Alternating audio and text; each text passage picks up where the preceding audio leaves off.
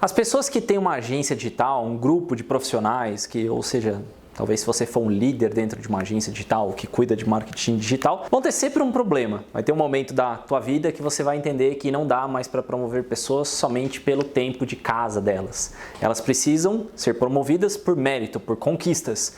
E no vídeo de hoje eu quero te ensinar qual é a lógica por trás das metas que eu defini para cada um dos trabalhos existentes aqui dentro da Agência Mestre. Então, no vídeo de hoje eu vou te mostrar exatamente a ideia de como você pode chegar numa meta, por exemplo, de um designer, de um programador, de um analista de SEO, de um analista de mídia, utilizando uma simples estratégia de pensamento e objetivos aqui.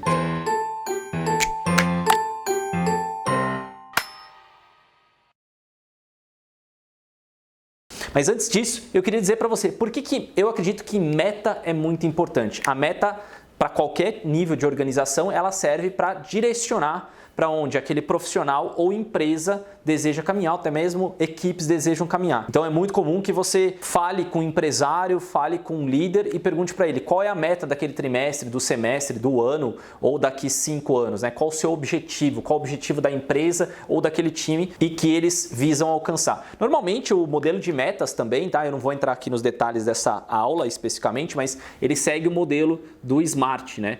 É um tipo de modelo de meta onde a gente vai fazer metas específicas, ou seja, ela está bem clara para cada uma das pessoas, são mensuráveis, a gente vai discutir, principalmente vai usar o conceito do SMART aqui, elas são alcançáveis, que às vezes você pega metas que não dá para bater, elas são relevantes, ou seja, são importantes para a organização e talvez o mais importante seja o R, tá? De relevantes,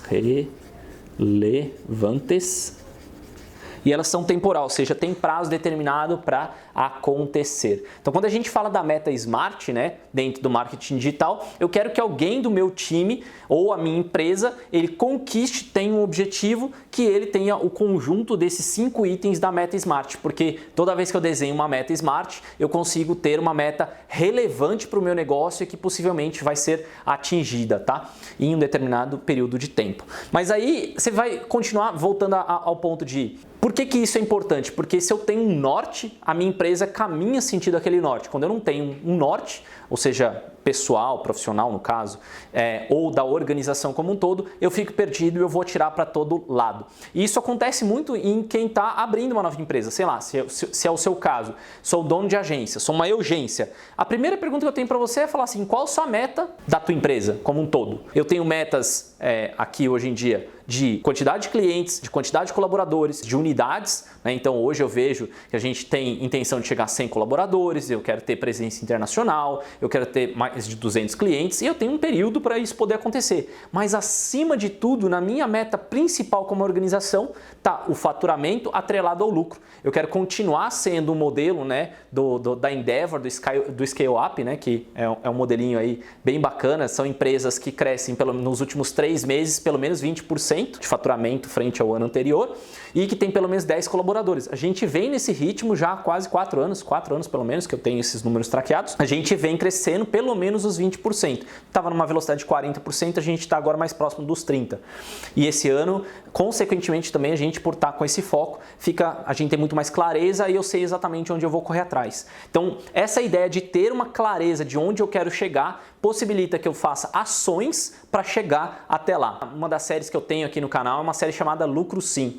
O Lucro Sim é exatamente a tangibilização, a quebra do meu objetivo, da minha meta anual em um conjunto de tarefas. Então, quando você tem a meta, você quebra as tarefas, né? Você cria uma série de tarefas que vão te ajudar a atingir aquela determinada meta. Então, lá eu tenho uma meta de faturamento para minha empresa e dentro da série Lucro Sim, que eu convido você a assistir, eu falo os detalhes de como eu vou atingir essa meta, o que eu vou implementar aqui dentro da empresa. Mas, especificamente, dentro de times, quando a gente estava vamos chamar assim, de aumentando a nossa equipe, surgiu aquele espírito de, beleza, eu não posso mais prometer cargo para uma pessoa, promover uma pessoa simplesmente pelo tempo de casa, que é algo muito comum em diversas organizações que não são tão estruturadas com planos de metas ou planos de promoção. Eu entendi que isso era importante, mais uma vez, era importante para que eu reconhecesse pelo mérito correto. da minha organização, ou seja, pela entrega do colaborador, ele vai conseguir atingir aquele momento e finalmente eu posso promover e reconhecê-lo por esse tipo de coisa. Então, o que eu usei, qual é a lógica que eu usei para todas as áreas da empresa? Primeiro, eu tenho uma meta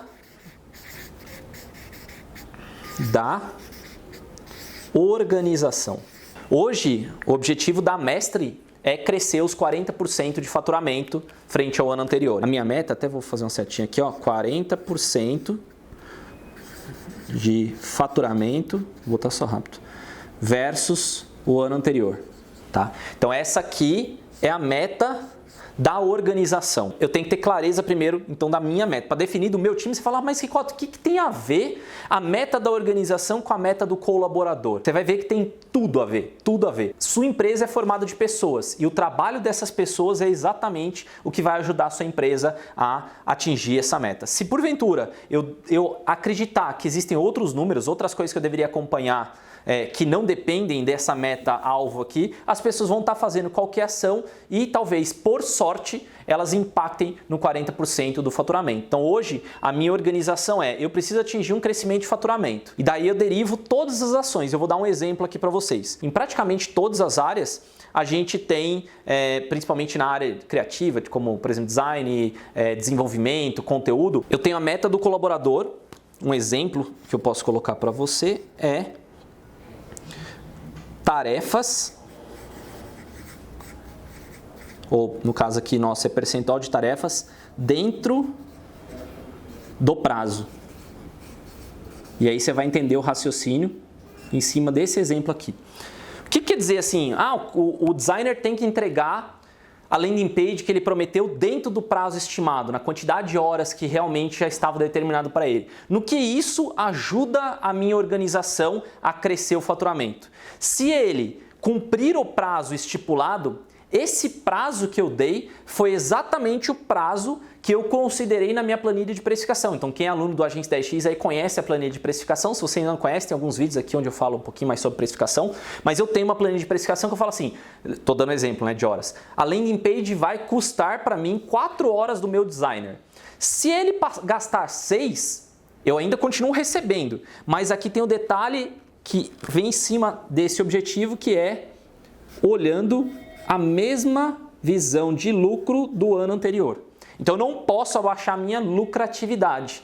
Se eu tenho, o meu objetivo aqui de lucro sempre da empresa é 20% do total que a gente receber, tem que ser lucro da empresa para a gente poder fazer reinvestimento e tudo mais. Eu tenho que manter, além do aumento de 40% do faturamento versus o ano anterior, eu tenho que manter o lucro em 20%. Se o designer gastar mais do que as 4 horas que eu previ, né, onde que eu estou perdendo? Eu não estou perdendo diretamente no faturamento, eu estou perdendo no lucro, porque ele gastou mais tempo do que eu precisaria dele. Por isso que eu fico de olho em percentual de tarefas cumpridas dentro do prazo. Então eu dou uma margem muito pequena para esses colaboradores e quanto mais sênior é essa pessoa, menos ela pode errar no prazo. Por quê? Porque ela já sabe como é o processo, ela já sabe como jogar o jogo. Então eu defino lá o prazo de 4 horas, ela tem que me entregar em 3 horas e 30, 3 horas e 40, alguma coisa assim, para eu ficar dentro da minha planilha de precificação, que está garantindo o meu faturamento, e também dentro do meu lucro esperado. Outro exemplo de tarefa que a gente tem aqui, de meta, perdão, um outro exemplo, é resultado, deixa eu ver como é que eu vou escrever para você, resultado em ROI e barra leads, tá? Fica fácil aqui. Aí você fala assim, pô, Ricotta, como assim resultado em ROI leads? A gente sempre tem uma meta para um projeto de quanto de ROI que eu tenho que entregar para aquele cliente, ou se não é um e-commerce, não gera vendas através da internet, quantos leads eu preciso gerar para aquele cliente. E o analista precisa, no caso analista de mídia, o analista de SEO, ele precisa entregar pelo menos aquele ROI ou pelo menos aquele lead. O que quer dizer para mim? Se ele entregar o ROI ou entregar os leads, o cliente fica na casa e eu garanto o meu faturamento. Então, se ele cumprir dentro do prazo, eu garanto também meu lucro. Esse é o primeiro passo, né? Recapitulando. Se ele entrega o ROI que a gente tinha planejado, que está dentro da nossa meta, o cliente fica na casa e eu garanto o meu faturamento. Se eu entregar um ROI bom, entregar uma quantidade de leads bom, aquele cliente pode investir mais na agência. Se for, no caso, um projeto de mídia, ele põe mais dinheiro na agência e eu aumento o meu faturamento. Por quê? Porque eu vou cobrar mais desse cara. Ou ele até mesmo, entregando o ROI e a quantidade de leads, o cliente pode comprar mais de mim, ele pode fazer qualquer tipo de upsell, ele pode renovar comigo e isso vai aumentar também o meu faturamento.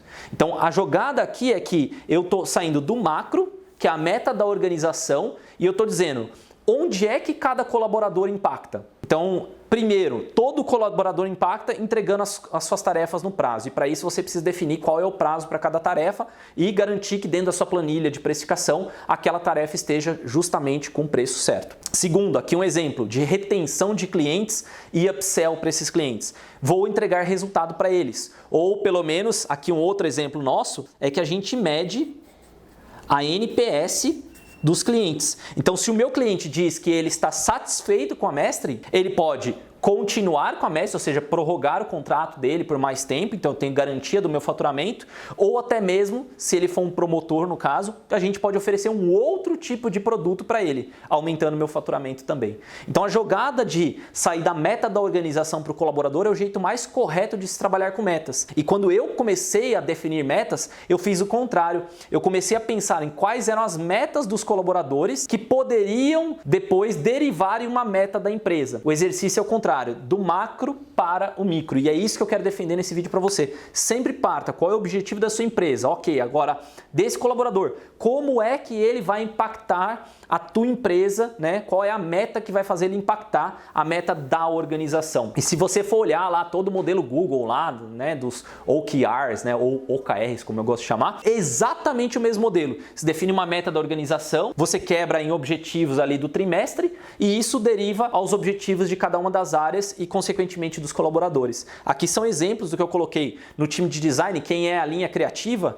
O objetivo é sempre entregar tarefas dentro do prazo. E aqui, às vezes, um cuidado, né? Você vai falar assim, mas o designer ou o cara de conteúdo precisa de mais tempo. A gente não pode limitar eles dentro de uma caixinha. Não, você pode colocar todo mundo dentro de um prazo esperado. É só pegar uma média. A gente pode voltar atrás, olhar a média de quanto tempo, em média, um designer demora para criar uma página, uma landing page. A gente chegou lá a 4 horas. Então, eu vou colocar 4 horas. Posso até colocar uma gordurinha, posso colocar 4 horas e meia, só para ficar claro para mim? Pode, beleza. Eu vou ter, se tiver algum probleminha, tá ali dentro. Mas eu posso definir, qualquer designer pode chegar e fazer em 8 horas? Não, porque não é aceitável. Minha expectativa com ele é que ele cumpra a média de todo mundo. Então ele tem que, para ele bater as metas dele, ele precisa entregar as tarefas dentro do prazo. Ou ainda o analista, como eu disse para você. O analista é o jeito mais direto numa empresa de marketing digital, mais uma vez. Se ele entregar o ROI para o cliente vai estar satisfeito, vai impactar também na NPS, né? Você vai vendo que tudo está conectado. Ou se porventura eu faço uma boa entrega, eu tenho o potencial de aumentar o investimento do cliente na agência. Então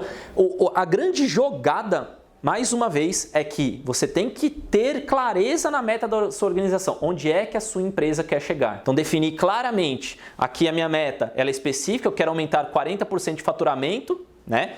Mantendo 20% de lucro, ela é mensurável porque eu posso ver o meu faturamento, ela é alcançável porque eu já venho alcançando os 40%, ela é relevante porque faz diferença na minha empresa, e aqui o relevante é muito legal aqui dentro porque o relevante ela está alinhado com a meta da organização e ela é temporal versus o ano anterior. Então quando terminar esse ano, eu quero comparar versus o ano anterior e eu consigo saber se eu mantive, né, o crescimento de 40% de faturamento com 20% de lucro. Então essa jogada da Smart me ajuda a conectar essas tarefas com a tarefa principal da minha organização. Então, quando você for definir uma meta, e aqui eu sei que eu dei exemplos somente de 3, mas a gente tem coisas como churn, eu tenho, por exemplo, na parte de mídia, que o cliente, né, que o analista gaste o investimento que o cliente disponibilizou, pelo menos 95% do que ele disponibilizou. Eu considero meta batida. Por quê? Porque como eu cobro um valor em cima do valor veiculado de mídia, se o cliente falou eu tenho 10 mil e meu analista gastou só 2 mil reais, eu vou cobrar um valor muito menor. Eu tinha uma previsibilidade de ter um faturamento maior e meu analista não usou a verba porque ele falou assim, não precisava, ou ainda eu não consegui escalar, não deu tempo de eu escalar a verba e tudo mais. Não, se o cliente te deu a oportunidade de investir, invista, obviamente, buscando ROI e resultado, então uma coisa prende a outra, mas aí eu não vou ter perda de faturamento. Por isso que eu tenho que olhar toda tarefa, né, toda a meta do meu time, ele tem que me resguardar dentro da meta da organização. Hoje, assim, 90% do time da Mestre operacional tem metas alinhadas à meta total da organização. Outras áreas ainda não tem, por exemplo, o RH não tem uma meta definida clara de como é que eles impactam a organização. O que a gente tem expectativa de colocar é o turnover. Como que ele impacta, por exemplo, dentro da minha meta de organização? Ele não impacta diretamente no faturamento ou no lucro, mas indiretamente, se eu mantenho mais pessoas, se eu recruto, por exemplo, melhor, as pessoas não saem, elas absorvem o conhecimento, elas ficam na empresa, elas vão entregar muito mais sucesso para o meu cliente. Entregar mais sucesso é manter a minha lucratividade, é manter o meu faturamento ali bem contínuo. Então, às vezes a meta ela é indireta, mas ela sempre está ligada a um objetivo final. Então, muito cuidado, porque às vezes a pessoa coloca assim, a meta é que o colaborador chegue todos os dias no horário. Não, isso aí na verdade é um comportamento que ele tem que ter. Né? Se isso é definido dentro da sua organização, tem um horário para ele chegar, é um comportamento que ele deve ter, porque ele chegar no horário não necessariamente, não é relevante o suficiente essa meta para afetar o meu faturamento e o meu lucro. Isso é algo que você espera daquele colaborador naturalmente. Tá? Então esse foi um exemplo bem simples, ou ainda que o colaborador trabalhe as 8 horas de trabalho dele, né? Normal. Cara, como é que isso é um item relevante? Como é que eu vou categorizar essa meta no modelo SMART para que a pessoa tenha que cumprir a jornada de trabalho dela? Isso é esperado da pessoa, não chega a ser uma meta relevante o suficiente para você ter ali em cima da organização alguma ajuda direta. Então, quando você for definir as metas, mais uma vez, da sua empresa ou de alguma área, comece pela meta da organização e depois quebre em uma visão diretamente, intimamente ligada. E lembre-se, toda meta que você definir, você tem que pensar como é que ela afeta a meta da minha organização. Se você não encontrou uma lógica rápida,